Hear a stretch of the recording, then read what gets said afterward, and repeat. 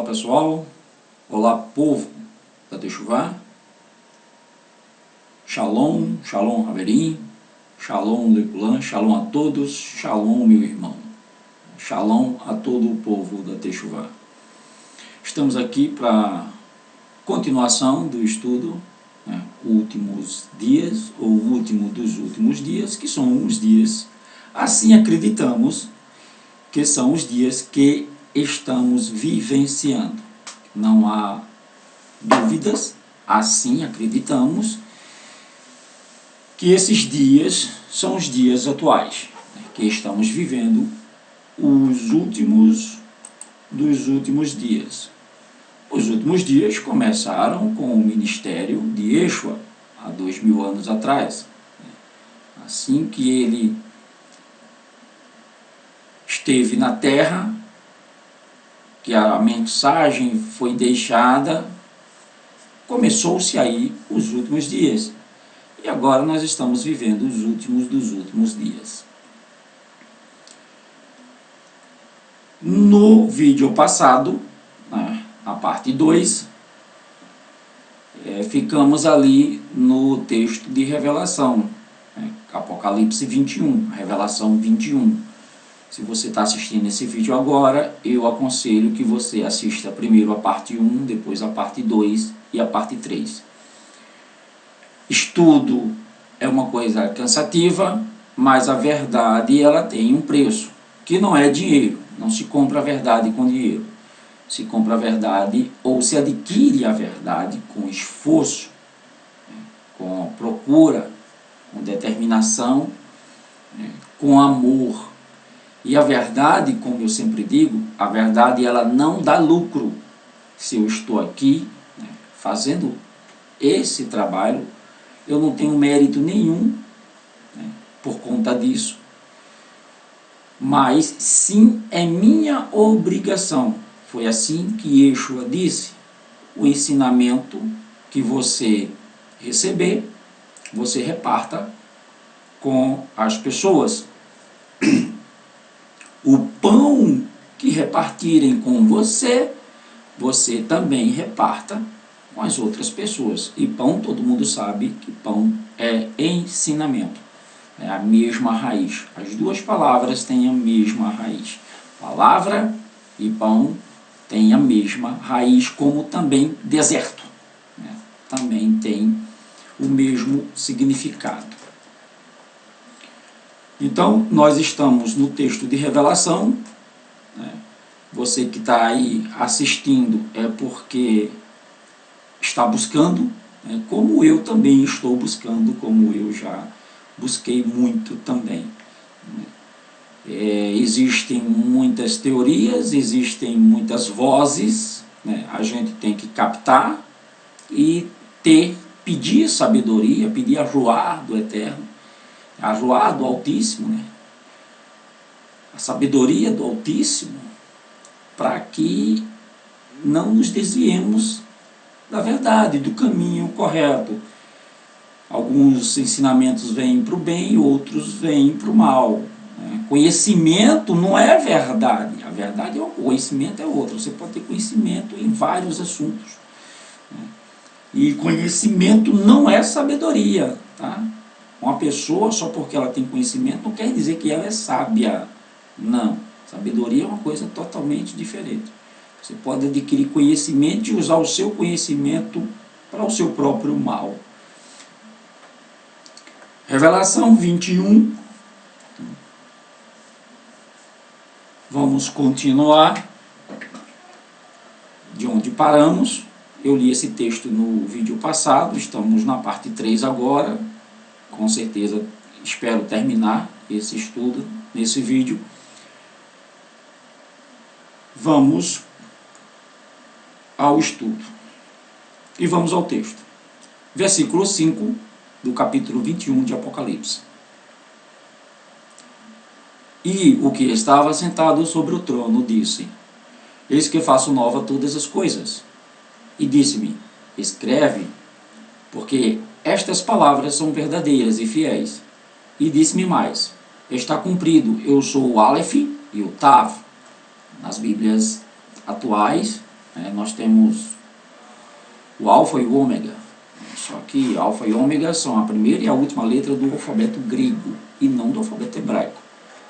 Então Yeshua jamais teria dito que ele era o alfa e o ômega, mas isso não implica, né, na língua que você for, eu podia, já que está em português, eu sou o A e o Z, né? Yeshua ter dito eu sou o A e o Z, mas isso é uma implantação helenista, né, dentro do cristianismo. O princípio e o fim. A quem quer que tiver sede, de graça lhe darei da fonte da água da vida. Quem vencer, herdará todas as coisas, e eu serei seu Elohim, e ele será o meu filho. Mas quanto aos tímidos, e aos incrédulos, e aos abomináveis, o que é que a gente pode tirar por tímido aqui? É aquela testemunha falsa, né? É aquele que vê a verdade e se esconde, não denuncia. Esse é o tímido, esse não tem parte com o eterno. Aos incrédulos, né, aqueles que não acreditam, que eu estou falando aqui, eles estão zombando. A Torá não se zomba, eu não discuto a Torá, né, porque a Torá não foi feita para ser discutida, ela foi feita para ser praticada, ela foi feita para ser observada, né, ela foi feita para ser cumprida, para ser obedecida. Foi o Eterno quem deu, não foi feito por mão de homens, foi o Eterno quem ditou, né, foi quem escreveu, ele escreveu com a própria mão. A todos os mentirosos, aí abrange as testemunhas, aos homicidas, né, aos tímidos, aos incrédulos, aos abomináveis, né, abomináveis, todo mundo sabe o que é, coisas abomináveis, né, aos homicidas, aos fornicadores, e aos feiticeiros, e aos idólatras, e a todos os mentirosos. A sua parte será o lago que arde com fogo e enxofre. Isso lembra muito o que aconteceu com Sidom e Amorá. Aquela região lá não serve mais para nada, né? A gente tem mais ou menos uma ideia de como será esse lugar. O que é a segunda morte? Versículo 9. E veio a mim um dos 7 melahins, anjos, que tinha as 7 taças cheias das últimas 7 pragas, e falou comigo, dizendo: vem, mostrar-te-ei a noiva, a mulher do cordeiro. E levou-me em Ruar a um grande e alto monte, e mostrou-me a grande cidade, a Santa Jerusalém. Ou seja, como não existe a palavra espírito em hebraico, então essa ideia de espírito, nessa teoria, não é nem teoria, isso é teoria, né? Não existe, então não levou-me em espírito, né? A manifestação do Eterno mostrou para ele, né? Transportou a visão dele até um monte alto, e ele viu daquele monte, né, a grande cidade, a Santa Jerusalém, que de Elohim descia do céu. Tinha a glória de Elohim e o seu resplendor. Zohar, céu aí é esse que a gente vê, onde os aviões passam. Não é o marrom, as altas altitudes, que é aquelas que Shaul menciona, né, que conhecia um homem que esteve no, né, terceiro céu, ou seja, uma terceira dimensão, uma terceira elevação. E o seu resplendor, Zohar, era semelhante a uma pedra preciosa, como a pedra de jaspe, como o cristal resplandecente. E tinha um grande e alto muro com 12 portas, e nas portas 12 melahins, 12 anjos, 12 mensageiros. E nomes escritos sobre elas, que são os nomes das 12 tribos dos Bnei Israel, Bnei Israel, os filhos de Israel. Do lado do levante tinha 3 portas, do lado do norte tinha 3 portas, do lado do sul tinha 3 portas, do lado do poente 3 portas. E o muro da cidade tinha 12 fundamentos, e neles os nomes dos 12 emissários do Cordeiro. E aquele que falava comigo tinha uma cana de ouro para medir a cidade, e as suas portas, e o seu muro. E a cidade estava situada em quadrado, e o seu comprimento era tanto como a sua largura. E mediu a cidade com a cana até 12.000 estádios. Aquele cubinho que a gente roda assim, mais ou menos aquilo ali. A cidade é aquilo ali. Né? Aquele cubinho que a gente sai rodando até deixar ele todo igual, as cores. A cidade vai ter aquele formato.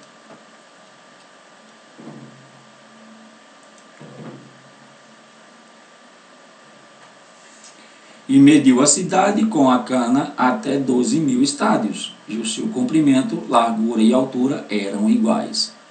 E mediu o seu muro de 144 côvados, conforme a medida de homem, que é a de um melahim. Ele aqui está dizendo que o mensageiro é do mesmo tamanho de um homem. Né? Ou seja, não tem diferença de tamanho. E a construção do seu muro era de jaspe, a cidade de ouro puro, semelhante a vidro puro. E os fundamentos do muro da cidade estavam adornados de toda a pedra preciosa. O primeiro fundamento era jaspe, o segundo safira, o terceiro calcedônia, o quarto esmeralda, o quinto sardônica. Eu não entendo como é que se separa esse texto aqui com um versículo. Eu não sei para quê, porque a gente está no 19, aí depois de esmeralda vem o versículo 20. Não entendi, porque ele está dando assim, tudo bem que esses versículos deixaram mais fácil a gente achar as passagens, mas a Torá original, como é escrito, não tem versículo nem capítulo, tá? Isso aí foi ideia dos romanos da Igreja Católica, para ser mais claro. O quinto sardônica, o sexto sárdio, o sétimo crisólito, o oitavo berilo, o nono topázio, o 10º crisópraso, o 11º jacinto e o 12º ametista. E as 12 portas eram 12 pérolas. Eu falei sobre isso dos versículos, porque eles são muito maldosos, principalmente a forma como implantaram os versículos e capítulos. Foi maldosa. Eu achei, é a minha opinião, foi maldosa, como também as epígrafes são maldosas. Outro dia a gente faz um estudo sobre isso. Cada uma das portas era uma pérola, e a praça da cidade de ouro puro, vidro, como vidro transparente. Ele se via, né? Ele se via tudo, alguma coisa assim. E nela não vi templo, porque o seu templo é Hashem, Elohim, El Shaddai, o Todo-Poderoso, e o Cordeiro. Gente, cadê o Espírito Santo? Cadê a Trindade? Alguém pode me dizer onde é que está a Trindade aqui? Estamos no mundo vindouro. O templo era Hashem, Elohim, Adonai, o Eterno, o Altíssimo, e o seu Cordeiro. Mas cadê a terceira pessoa que o cristianismo defende tanto como uma terceira pessoa? E se a gente partir para o catolicismo, era para estar Maria aqui também, né? Era para estar Maria. Maria era para estar aqui. E não está, né? Porque Maria é mãe de Deus, né? Como diz o... Né? E nós não encontramos, né? Só encontramos o Pai e o Filho, junto com os outros filhos que herdarão o mundo vindouro. O Cordeiro é o primogênito. Não tem trindade.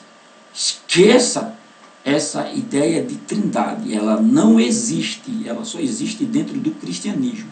Dentro das Sagradas Escrituras não existe texto para respaldar essa doutrina ou esse ensinamento. E a cidade não necessitava de sol nem de lua, para que nela resplandeça, porque a glória de Elohim a tem iluminado, e o Cordeiro é a sua lâmpada. E as nações dos salvos andarão à sua luz, e os reis da terra trarão para ela a sua glória e honra, e as suas portas não se fecharão de dia, porque ali não haverá noite, e a ela trarão a glória e honra das nações, e não entrará nela coisa alguma que contamine e cometa abominação e mentira, mas só os que estão escritos no livro da vida do Cordeiro. Vamos comentar, né? A noiva, a esposa do Cordeiro, é a cidade santa. Ela é santa porque vem do céu. Nunca, em lugar algum, a noiva foi pessoas ou pecadores, né? Porque ela é santa, porque ela veio do céu. Ou seja, ela não é da terra. O tabernáculo é a planta baixa da santa cidade, a Nova Jerusalém. Por isso que Paulo diz que as coisas lá escritas, né, na Torá, elas são apenas sombra das coisas futuras. Olhos viram, nem ouvidos ouviram, mas nós temos uma noção. Quando você pega a cidade e olha para o Mishkan, para o tabernáculo, né? Você olha de cima, você vai ver que a cidade também, que o Mishkan é a planta baixa da cidade, a Nova Jerusalém. Só que não vai ter templo, o Eterno é quem vai ser o templo, como o texto diz. Ela terá 40 milhões de quilômetros quadrados, ou seja, será mais ou menos o tamanho do Nordeste brasileiro, né? Assim,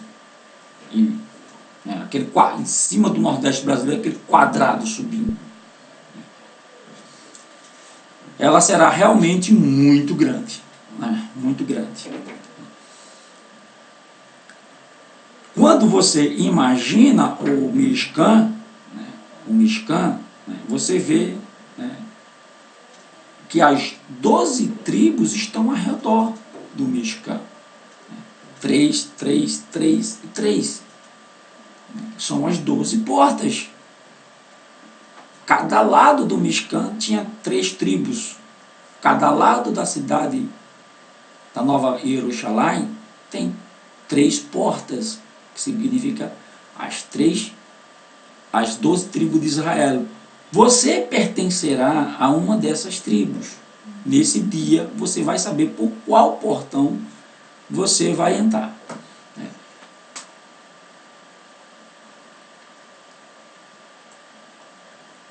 Agora, nós vamos tocar num assunto, né, que é esse assunto do templo, que vem muito a calhar, né, porque muita gente discute isso. O mundo cristão, o mundo, digamos assim, muçulmano, né, os judeus, as 3 religiões maiores no mundo, né, o islamismo, o cristianismo e o judaísmo, eles discutem muito, mas eles só revelam aquilo que convém, né? E aqui nós não temos, digamos assim, uma expressão popular, rabo preso com ninguém, nós não recebemos dinheiro de ninguém, nós não temos pacto com ninguém, somos livres. As pessoas que são livres, elas falam a verdade, elas não têm medo de falar a verdade. E nós estamos aqui para continuar o ministério de Yeshua, onde ele disse assim: eu vim para destruir as obras de Hassatã. E ele passou essa missão para nós. Vocês têm que manter, continuar esse combate, né? As falsas doutrinas, né? As falsas no caso aí, religião, todas elas são falsas, né? Mas sim as falsas doutrinas, as falsas diretrizes, né? Os falsos ensinamentos. E nós estamos aqui para mostrar através da palavra. Você veja que eu não estou dizendo nada de mim, eu li os textos, e os textos é quem revelam. Eu não estou interpretando o texto, dizendo, ó, isso aqui é isso aqui significa isso. Não, o texto ele está dizendo isso. A Nova Jerusalém é a noiva do Cordeiro. Acabou, então não é pessoas. O texto diz. Então não tem mais o que discutir. Se você quiser acreditar que você é a noiva, tudo bem, é um direito seu, é questão de fé. Mas não é fé baseada nas Escrituras. É fé baseada num conceito religioso, e não nas Escrituras. Nós temos, né, durante todo esse período, né, o que mais intriga, né, esses últimos dias é a tal construção do templo, né, em Jerusalém. Quando o líder aí né, o pastor aí da IURD, o líder da IURD, construiu lá aquele templo, né, aquela obra infrutífera, né, porque aquilo não está trazendo fruto nenhum, está trazendo só riqueza para ele. Eu não sei como é que esses homens, eles prometem o céu, dizem que vão morar no céu e continuam construindo ou agariando, juntando riqueza aqui na terra. Só por aí você percebe que o cara não tem verdade na língua, não tem verdade no que fala, né? Ele é hipócrita, ele promete o céu para você, mas ele não quer ir para o céu, porque ele sabe que não vai. Ele sabe que não vai. É quando Yeshua diz assim,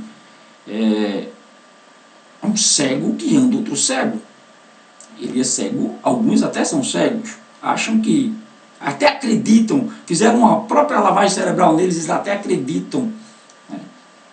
Mas vão cair no buraco. E quem vai sendo guiado por esse cego, vai cair no buraco também. É como eu digo, se a porta do céu, como eles falam, vai entrar todos esses evangélicos, cristãos, seja lá quem for, né, que acreditam em Jesus Cristo como Salvador, essa entidade romana, né, que é um impostor, tomou conta no lugar de Yeshua, né, o verdadeiro Mashiach, Messias. Essa porta está muito larga, está entrando gente demais, está entrando todo tipo de animal por essa porta, né, digamos assim. Então, o que a gente tem que tomar como precaução é, quando escutar esses homens, pegar a palavra e ver se bate, né? Apesar das Bíblias modernas estarem muito manipuladas, mas a essência está lá. A essência está lá, o Eterno manteve a essência. Então, mas peraí, tu está prometendo o céu, por que tu junta tanto aí? Por que tu quer fazenda? Por que tu quer avião? Por que tu quer tanto bem aqui nesse mundo se tu vai morar no céu? Caramba, então vamos ajudar as pessoas, vamos pegar esse dinheiro, em vez de construir um templo de 1 bilhão de reais, né? Vamos ajudar os pobres, fazer de tzedaká, fazer o que Yeshua mandou, repartir o pão. Não, eles querem, né, são filhos de Nimrod, pirâmide. O ensinamento de Yeshua, ele cresce na horizontal, porque ninguém é maior do que ninguém. Mas o ensinamento desses homens cresce na vertical. Quanto mais adeptos eles têm, mais eles vão, né, aumentando a pirâmide. Os adeptos ficam embaixo e eles estão no topo, lá em cima. Filhos de Nimrod. Quer dizer para mim que não é? As tuas práticas dizem que você é filho de Nimrod. As tuas práticas dizem que esse lugar que você se reúne são sinagogas dos nicolaítas. Porque a verdade não é pregada. Por que a verdade não é pregada? Porque a verdade, como eu digo, não dá lucro. A verdade não agaria riqueza. A verdade não dá lucro, a verdade não dá dinheiro. Quem dá dinheiro é a mentira. A mentira deixa as pessoas ricas, mas a verdade não. Então, o que eles têm escondido, principalmente os rabinos, né, o mundo evangélico até acredita em um terceiro templo, né, que vai ser construído. Mas, ao mesmo tempo, está fazendo a cabeça do povo evangélico que isso não passa de profecias que vão se cumprir, que tudo bem, que, né, antes de tudo isso, eles vão para o céu. Eles vão para o céu. Né? Eu já expliquei aqui que o texto não diz que vai para o céu. O subir, o se ajuntar, é lá em Jerusalém, né? No céu. Ajuntamento é em Jerusalém. Né? Vamos subir para Jerusalém e não para o céu. Mas acreditam, né, que, e baseando-se nesse texto, né, nós temos a Midrash de Yeshua. Né? Ele diz assim, olha, estará 2 no campo. Um será levado, o outro será deixado. O que foi que o cristianismo fez? Inverteu. Né? Diz que o que vai ser deixado é o condenado. E o que vai ser tirado é o salvo. Mas não é isso que a palavra diz. A palavra diz assim, né? Os salvos herdarão a terra. Você não vai sair daqui, meu amigo. Você vai herdar a terra. Os salvos herdarão a terra. Não tem nada de céu. Ninguém. O homem foi feito para viver na terra. Ele veio da terra, ele vai viver na terra. Não tem nada de ir para o céu. Quando ele fala assim, com o corpo glorificado, é porque a morte ela vai ser extinta. Não vamos mais morrer. Então nosso corpo vai ser diferente. Né? Possamos até dizer que não tenhamos mais necessidades de comer. Né? Então, o que é deixado é o que está salvo. O que é tirado é o que vai para o fogo eterno, ser exterminado. Entendeu? Entendeu, né? Se não entendeu, o Salmo diz assim, os salvos herdarão a terra, não o céu. Tanto que existe uma cultura muito forte, né, na época dos hebreus, de eles quererem ser enterrados junto com os pais, que é para na ressurreição, né, ressuscitarem todos juntos, unidos ali no mesmo lugar. E temos texto para provar isso, como eu já expliquei nos outros vídeos. Né? Deu mal os mortos que nele havia. Né? Ou seja, vai ressuscitar lá. Né? Onde foi, a sua alma está lá onde está o seu corpo, aguardando a ressurreição. Não tem nada de ficar vagando por aí feito espírito. Tá? Esqueça essa palavra espírito, esqueça a doutrina, né? Que o homem não é 3, é 2. Alma e corpo. Agora, a Ruá volta para o eterno. O Ruá volta para o eterno, que é o que eles chamam de espírito. Né? A vida volta para o eterno. A matéria volta para o chão, o corpo volta para o pó, junto com a alma, para guardar o julgamento. E a vida volta para o eterno, que foi quem o deu. Quem a deu, no caso. Então, nós tivemos 2 templos. Um construído por Salomão, o outro construído por Herodes. Né? Herodes era um cara muito ruim, digamos assim que ele podia ser até um cara meio bipolar. Né? Ora ele estava querendo fazer as coisas para os judeus, ora ele estava querendo trair os judeus fazendo coisas para Roma. Né? Ele foi um construtor muito bom, mas um pecador, um transgressor da Torá. E ele construiu esse 2º templo. Agora a pergunta é a seguinte: antes do 1º templo, existem profecias que indiquem, existem textos que indiquem que um templo ia ser construído? Não. Não existe. Um texto assim, e vai ser construído um templo. Pode procurar que não existe. Aí o templo é destruído. Destruído, aí vem a época de Esdras se torna o primeiro, né, digamos assim, parush, né, que ensina as pessoas, né, e o templo é reconstruído na época de Herodes. Mas existiu algum alguma passagem entre a destruição do primeiro templo até a construção do segundo templo? Existe alguma profecia que um templo ia ser reconstruído novo? Não, não existe. Existem textos que dizem que os judeus ansiavam pela reconstrução do templo. Mas que, o templo vai ser reconstruído. Não, não existe. Não existe também textos que respaldem a construção do segundo templo. Antes da sua construção. Depois da construção nós temos textos falando dos templos. Mas antes não existe texto que prometa, que profetize a construção do templo. Eles tinham esperança, né, que o templo viesse a ser reconstruído. Então, se os dois primeiros não existem textos que respaldem a sua construção, por que deveria existir um texto para respaldar a terceira construção do templo, ou o terceiro templo? Por que deveria? E Yeshua disse para o segundo templo, não ficará pedra sobre pedra que não seja derrubada. O primeiro templo foi uma vontade que nasceu no coração de Davi. Eu moro num palácio, mas o Eterno... Ele achava que o Eterno morava no Mishkan. E os textos que nós encontramos, toda vez o Eterno diz assim, essa casa que leva meu nome. Olha, se vocês não cumprirem a Torá, eu vou fazer dessa casa que leva o meu nome, né, um deserto. E as pessoas vão passar por ela e vão balançar a cabeça e vão dizer, nossa, o que é isso? O que foi que aconteceu com esse povo?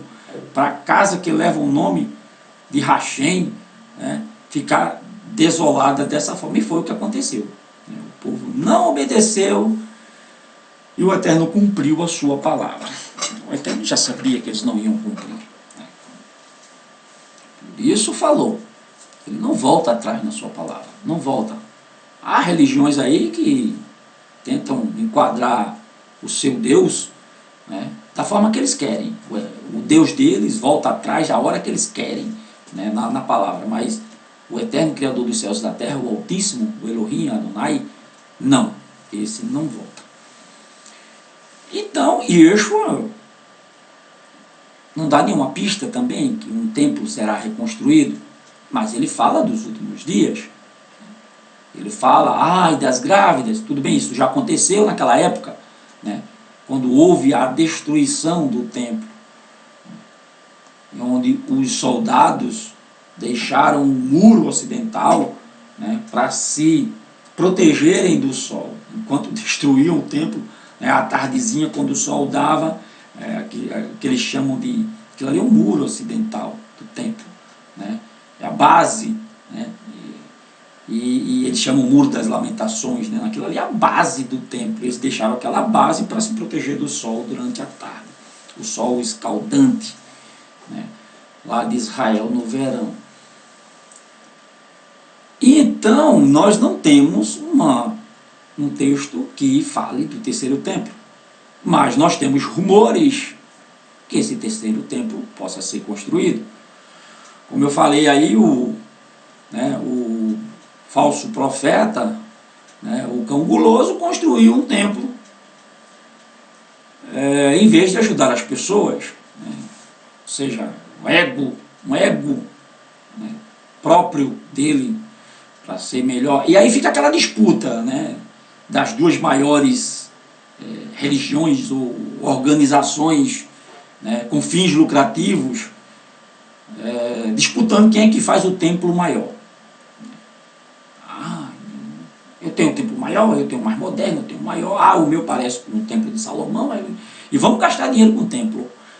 Quando Yeshua disse assim, vai ficar pedra sobre pedra que não seja derrubada, isso aí. Agora eu levanto em 3 dias um templo. Está falando de nós somos os verdadeiros templos. Nós somos os verdadeiros templos. É em nós que o Eterno quer habitar. Por isso ele diz assim, filho, dá-me teu coração para que eu possa escrever as minhas instruções nele, para que tu não se esqueça delas. Então pronto. Mas nós temos um texto que faz alusão a esses 3 templos. E nós vamos ler ele agora. Ele está até na Paraxá, né? que vai vir aí, a Toletode, né? A próxima paraxá do próximo Shabat. Porque nós estamos no dia, hoje é 8, né? Hoje é 8, quinta-feira, 8 de novembro de 2018. Então, a próxima paraxá é Toletode. Vai falar sobre isso. Eu vou comentar sobre isso de novo, que eu vou falar aqui. Mas o assunto, ele está inserido nos últimos dias, porque nós temos um templo aí. E aqui eu vou trazer, né, um apanhado, né, do que está acontecendo politicamente, cientificamente e religioso. E do mundo religioso, no mundo político, no mundo científico e no mundo religioso. Já falei aí do mundo religioso porque eles se entrelaçam. Né? Entrelaçam, que são os quatro pilares de Nirod, né? Religião, dinheiro e poder. Os três dependem um do outro. Então vamos ao texto que nos dá uma alusão ao terceiro templo. E ele está lá atrás. Tá? Ele foi revelado a um tzadik. E esse tzadik nem sabia que se tratava disso. Os sábios acham que isso se trata, né, da alusão aos 3 templos, né, que vão ser reconstruídos, que foram construídos, e um que ainda vai ser construído. O texto está lá no Gênesis, né, que é aquele período que Isaac, né, é expulso pelo rei Avimeleque, né, e ele começa a construir os seus poços. Né? Eu vou fazer uma narrativa, né?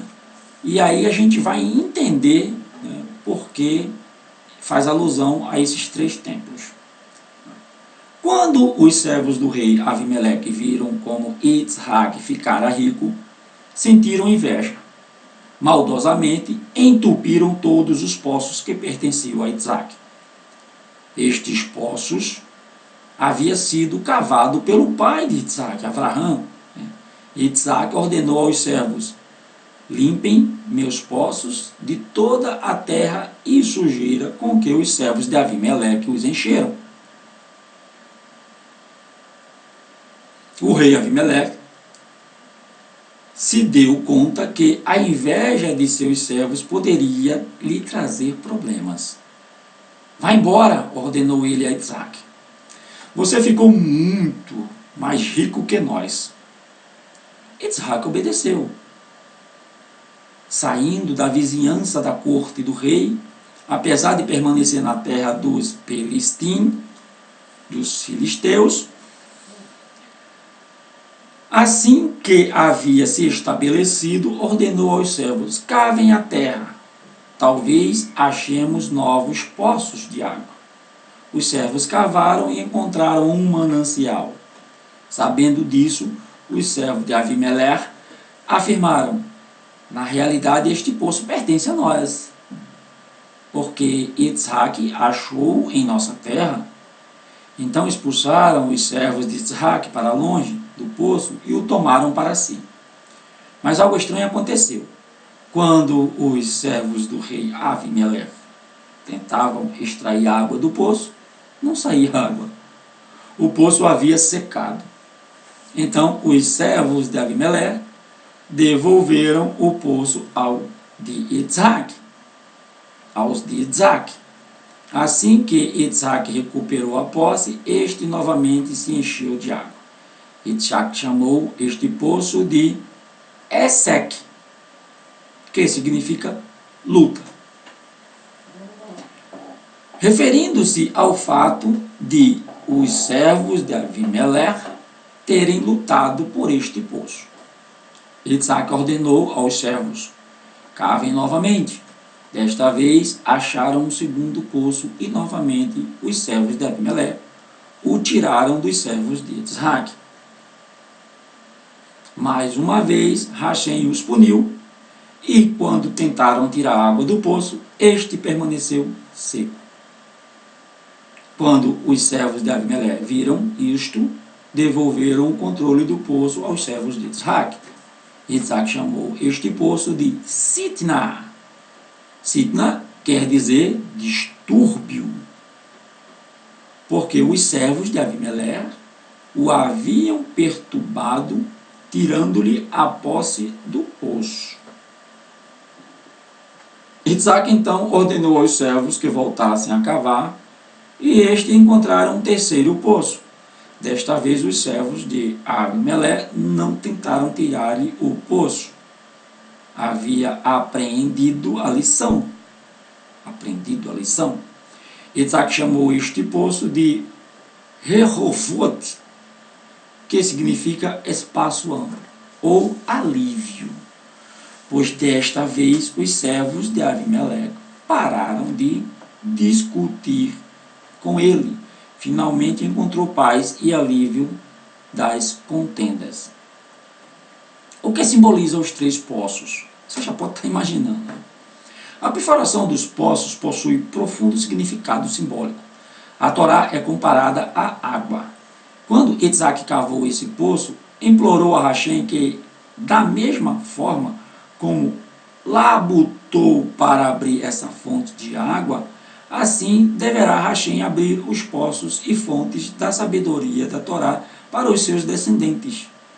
Mas ainda tudo o que aconteceu aos nossos antepassados, Abraão, Isaac e Jacó, foi um sinal de que algo similar aconteceria mais tarde a seus filhos, o povo judeu.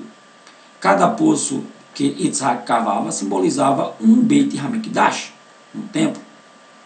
Pois assim como a água de um poço dá vida, a presença divina no Beit HaMikdash deu vida para o mundo. O primeiro poço é Sek, representa o primeiro Hamikdash, que as nações atacaram e destruíram. O segundo poço, Sitna, simboliza o segundo Beit HaMikdash, que eu já falei, né, o que Herodes construiu. Durante a época do segundo Beit HaMikdash, as nações não judaicas tinham ódio dos judeus. Este sentimento os levou a destruir o templo. Foi quando Tito invadiu Jerusalém e destruiu o templo. Tito, general romano. O terceiro poço, Rehovot, simboliza o terceiro Beit HaMikdash.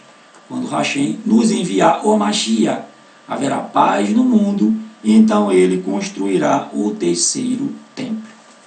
Eles dizem aqui, né, eles falam uma verdade. Quando Hashem enviar o Mashiach, nós acreditamos que o Mashiach já veio e que ele é o templo e que nós somos o templo. Então ninguém pode mais nos destruir. Isso é um alívio. Mas os judeus não messiânicos não compreendem essa, digamos, midrash, né, essa conotação. Eles acham que o novo templo, né, vai trazer paz. Sim, realmente vai trazer paz, porque o anti-Mashiach, primeiro ele vai implantar a paz, né, no mundo, e aí todo o mundo vai achar que ele é o Mashiach. E aí a gente vai por parte. Primeiro é a regra de 3, eles estão implantando o caos. O caos é em todo mundo, cada nação da sua forma. Aqui nós somos ricos, temos riquezas, mas a nossa justiça nos oprime, né? Os políticos nos oprimem, né? Vamos para a Venezuela, mesma coisa, só que lá já está muito mais avançado. Vamos para o Canadá, lá já é na canetada, né? As leis são muito liberais, como na França, e por aí vai. Cada nação, Rassatã, oprime o povo de uma forma. Vai para a África com a fome, né? Vai para a Índia com aquele monte de deuses pagãos que tem lá, né? Pagãos que tem lá, e por aí vai. Então eles implantam o caos. E aí quando o povo não aguentar mais, que tiver sufocado, eles vão apresentar o novo Mashiach, o anti-Mashiach, que alguns acham que seja o Emmanuel Macron. Gente, o novo Mashiach não é o presidente eleito do Brasil, tá? Não é o Jair Bolsonaro. Ele tem o nome Messias, né, como sobrenome, mas não é ele, tá? O anti-Mashiach, ele tem que ser descendente de israelita. Ele tem que ter título. É o que acontece com o Emmanuel Macron. Ele está sendo chamado lá de o Messias. Ele príncipe, né, de Andorra, se não me engano, né, e ele tem, assim, no seu sangue realeza, digamos assim. Aí diz assim, ele vai fazer sinais. Não é que ele vai ter poder, é que a tecnologia vai dar a ele esse artifício. Nós temos aí como tecnologia para ele dizer que ele é quem está fazendo. As antenas Harper, por exemplo, ele pode dizer, vai haver uma tsunami em tal lugar. Eles usam as antenas Harper emitem ondas baixas que mexem com as placas tectônicas e aí elas levantam e levanta aquela onda gigante. E aquelas 2 tsunamis que nós tivemos foram só testes, né, para quando o Mashiach falar, o anti-Mashiach falar, né, isso acontecer. Então esses sinais vão ser provocados por tecnologia. Aí ele vai dizer, vai ter chuva em tal lugar, vai ter inundação em tal lugar, né, e aí eles vão usar as antenas junto com os chemtrails, né, que são os produtos químicos jogados no ar, né, existe essa tecnologia que eles interagem e mudam o clima a hora que eles querem, no lugar que eles querem. Por quê? Porque a Terra é plana e é um domo. Então, essa tecnologia, essas ondas, elas ficam rodando aqui, bate, e você sabe que você estudar sobre ondas, né, ondas altas, ondas baixas, né, ondas sonoras, ondas de rádio, você vai entender o que eu estou falando. Não tenho que explicar como é que funciona isso aqui, mas que isso acontece. Eles estão mudando o clima, né? Tem um aviãozinho aí, né, que joga um raio muito quente, que eles já fizeram um teste na Grécia, acabaram com a Grécia, tocaram fogo em tudo. Essas né, incêndios, né, que a gente do nada, né, que acontece do nada, é o aviãozinho lá que está passando, que está botando fogo em tudo, né. Quer me chamar de teorista da conspiração, tudo bem, é um direito seu, mas os sinais estão aí e a gente prova, né. Só que você não vai ouvir isso na mídia, você não vai ouvir isso no rádio, né, porque existe todo um complô, né, das grandes indústrias, porque eles pertencem a uma pessoa, às 13 famílias maiores do mundo, e aí a ideia é manipular as pessoas e não falar a verdade. Então esse templo ele vai ser construído, né, para que o anti-Mashiach sacrifique nele, e aí é quando ele vai blasfemar, né, e vai mostrar para o mundo quem realmente ele é. E aí virão os 3 anos e meio, né, que podemos encaixar aqui a 70ª semana de Daniel, que são os 7 anos que estão faltando no relógio de Israel, né, para o tempo dos gentios se cumprirem, o período dos gentios se cumprirem, e aí são 3 anos e meio de bonança e 3 anos e meio de tempestade. E há crente que acha que vai sumir, fugir disso antes, mas não vai não tem texto que respalde, né, que esse arrebatamento acontecerá antes dessas coisas acontecerem. Todo mundo vai ser peneirado. Quem morrer antes com Yeshua HaMashiach vai se livrar desses acontecimentos e vai ressuscitar quando ele voltar. Parece até, eu acho que morrer antes é até uma boa, né?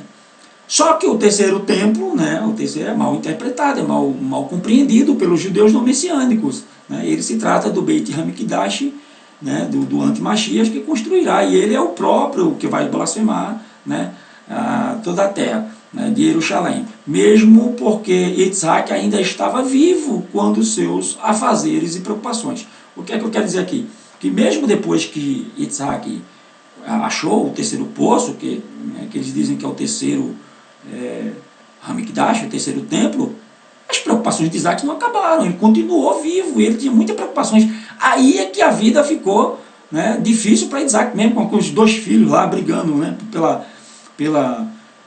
pela primogenitura, né, e aquelas mulheres de Esav lá, né, todas idólatras, né, Rivka não aguentava. Então a coisa não ficou boa para Isaac depois que ele achou o terceiro poço. A mesma coisa é o terceiro templo, né, que eles dizem, quando o terceiro templo for construído, a coisa não vai ficar boa não. Vai ter uma alusão da coisa ficar boa, mas Quando se trata de alívio, é porque o terceiro templo somos nós. Não sei se você está entendendo, mas é isso aí, né? Então, esse líder mundial, ele já foi prometido aí atrás, alguns anos, a partir de 2014, o Francisco, né, o Bergoglio, né, Mário Jorge Bergoglio, ele andou dando umas declarações bem interessantes, né, que contradiz, né, o que a Igreja Católica tem pregado durante esses, digamos, 1.700 anos. Ela veio, porque a Igreja Católica ela surgiu depois que Constantino, né, criou o cristianismo, né, juntou a fé à política, tomou posse, como tem lá em Daniel, né, em Daniel 8, né, diz que o governo, né, toma posse das escrituras, né, se apossa dela, né, está lá em Daniel, você pode ler, no capítulo 8, Daniel 8, se eu não me engano, é 11, 12, 10, 11, 12. E aí, o que foi que o Papa falou? O Papa falou, ele disse assim, se eu não me engano, foi em Nova York, ele disse, o mundo, né, aliás, primeiro ele disse assim, Jesus foi o fracasso de Deus na cruz. Pode procurar na internet que você acha. Ele falando, né, não sou eu que estou falando, é ele quem fala. Né, não é tradução não, ele fala. Jesus foi o fracasso de Deus na cruz. Tudo bem, a gente pode tirar isso do contexto, só que foi uma mensagem subliminar. Depois ele vai arrumando ali, vai ajeitando, né, para não chocar muitas pessoas. Né, mas foi uma mensagem subliminar que ele soltou. A Satã soltou essa mensagem subliminar.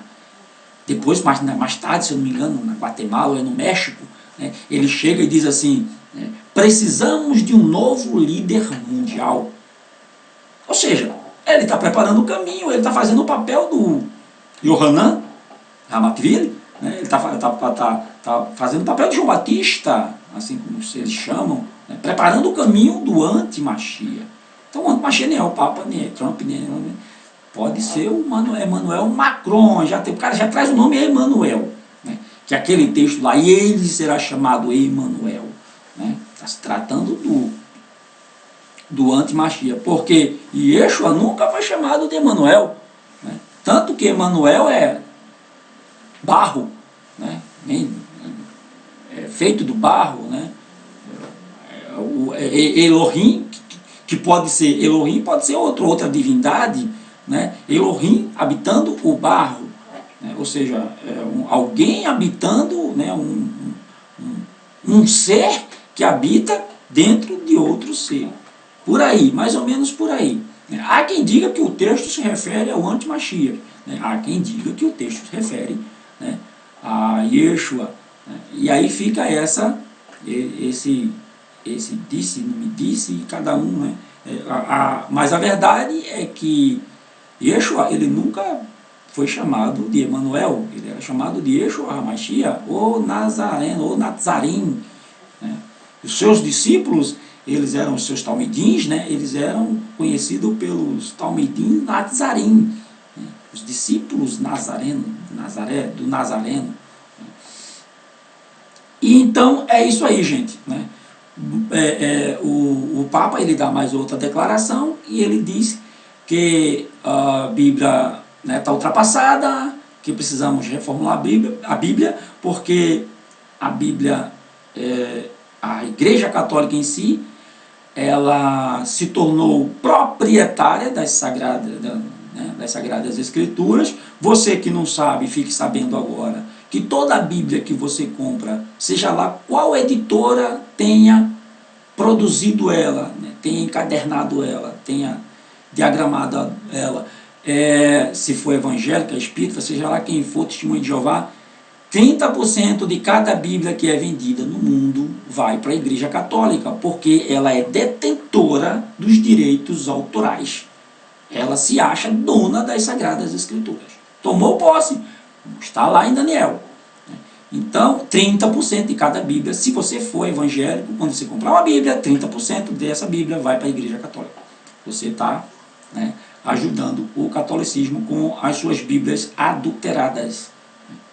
Eles adulteram mesmo, né? Adulteram mesmo. E os evangélicos foi que adulterou. Pense, eu prefiro ler uma Bíblia católica do que ler uma Bíblia evangélica com sua suas atualizações e revisões, né, de Almeida. Então, o Papa disse que inferno não existe, que não tem fogo, né, já tá querendo desmanchar tudo que eles inventaram, né, e que para enganar a massa, né, para enganar a massa. E um líder falando, você não pode questionar, porque você foi doutrinado a não questionar o seu líder.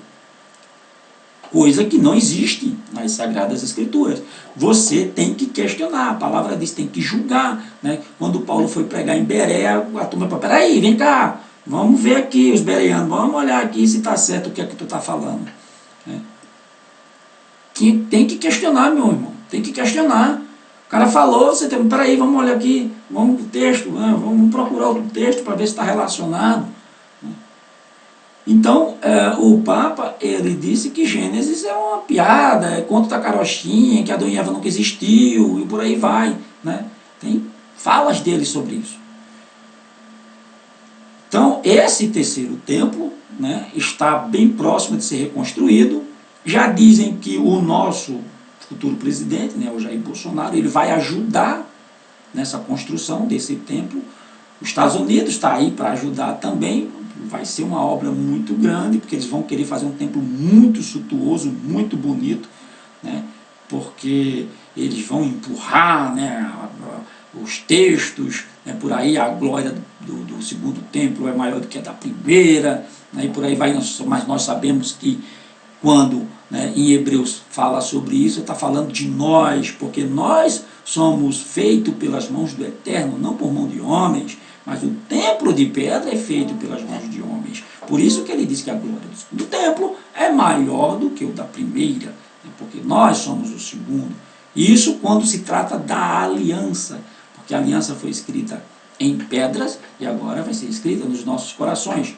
Né?